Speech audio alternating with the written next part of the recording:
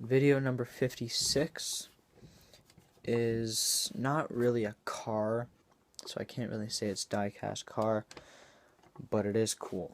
I have, I'm pretty sure it's a Honda. Not exactly sure what kind of bike it is, but it is really big. So this is it. It's orange. Let's go from the front of it to the end, and then the wheels. They don't spin very good, but this one does. The handlebars on it, the gauges are right up here.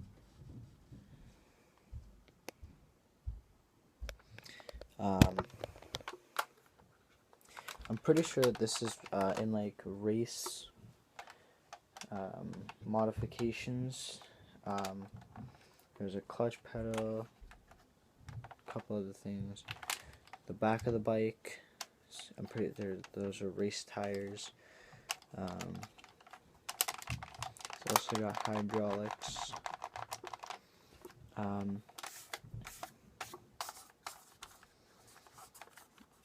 I didn't think I was gonna do this motorcycle, but then I decided to, just because of how cool it looks, especially with the light on it. It looks pretty awesome. And I think that's all for this one that I'm gonna do.